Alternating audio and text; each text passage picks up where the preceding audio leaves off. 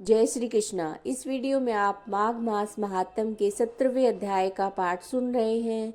पिछले अध्याय में आपने सुना कि माघ मास में अपने पापों से मुक्ति के लिए इंद्र ने प्रयागराज में संगम में स्नान किया और त्रिवेणी में स्नान करने से इंद्र पाप मुक्त हो गए।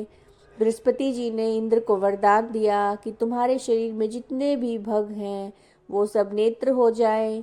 तब इंद्र ब्राह्मण के वर से 1000 नेत्रों से इस प्रकार सुशोभित हुआ जैसे कि मानसरोवर में कमल शोभा पाता है। अब आगे का अध्याय सुनिए। वह ब्राह्मण कहने लगा कि इंद्र इस प्रकार अपनी अमरावतीपुरी को गया। सो हे कल्याणी, तुम भी देवताओं से सेवा किए जाने वाले प्रयाग में माघ मास में स्नान करने से निष्पाप होकर स्वर्ग में जाओगी।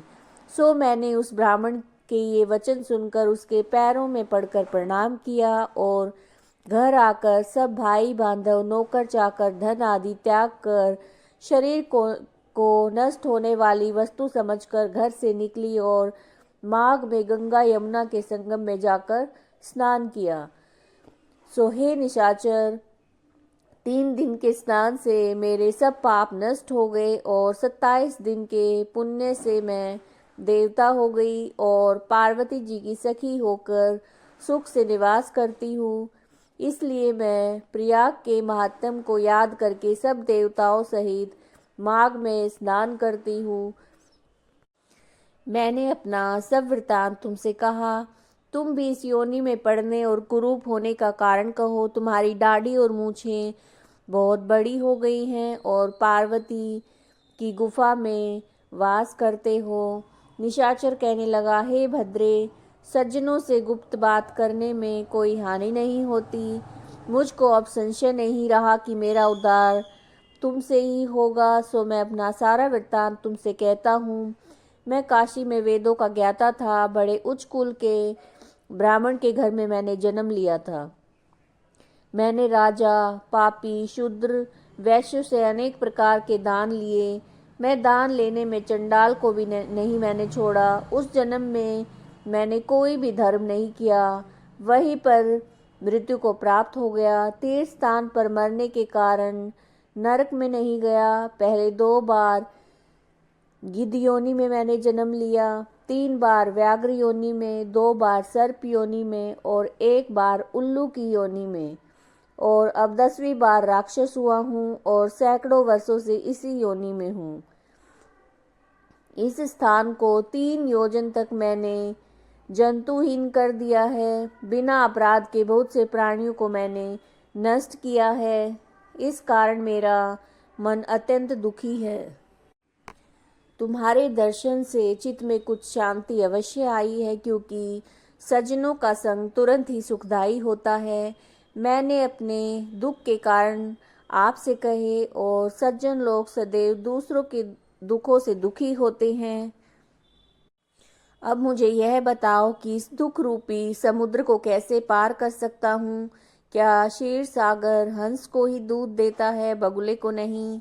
दत्तात्रेय जी कहने लगे। इस प्रकार उसके वचन सुनकर कंचन मालिनी कहने लगी कि हे राक्षस, मैं अवश्य तुम्हारा कल्याण करूंगी। मैंने दृढ़ प्रतिज्ञा की है कि तुम्हारी मुक्ति के लिए प्रयत्न करूंगी। मैंने बहुत बार प्रयाग में स्नान किया है। वेद जानने वाले ऋषियों ने दुखी को दान देने की प्रशंसा की है। समुद्र में जल बरसने से क्या लाभ? प्रयाग में स्नान करने का 1 बार फल मैं तुम्हें देती हूँ, उससे तुमको स्वर्ग की प्राप्ति होगी। उसके फल का अनुभव मैं कर चुकी हूँ। तब उस अप्सरा ने अपने गीले वस्त्र का जल निचोड़कर जल को हाथ में लेकर माघ स्नान के फल को उस राक्षस को अर्पण किया। उसी समय पुण्य प्राप्त करके वो राक्षस शरीर को छोड़कर तेज में सूर्य के समान देव रूप हो गया। आकाश में विमान में चढ़कर अपनी कांति से चारों दिशाओं को प्रकाशित करता हुआ शोभायमान हुआ और कहने लगा, हे कि ईश्वर ही जानता है तुमने कितना उपकार मुझ पर किया है। अब कृपया कुछ शिक्षा दो जिससे मैं कभी पाप ना करूं। अब मैं तुम्हारी आज्ञा पाकर स्वर्ग में जाऊंगा। तब कंचन मालिनी ने कहा, सदैव धर्म की रक्षा करो, काम रूपी शत्रु को जीतो, दूसरे के गुण और दोषों का वर्णन मत करो, शिव और वासुदेव का पूजन करो, इस देह का मोह मत करो, पत्नी पुत्र धन आदि की ममता को त्यागो, सत्य बोलो, वैराग्य भाव धारण करके योगी बनो। मैंने तुमसे ये धर्म के लक्षण कहे हैं, अब तुम देवता रूप होकर शीघ्र ही स्वर्ग को जाओ।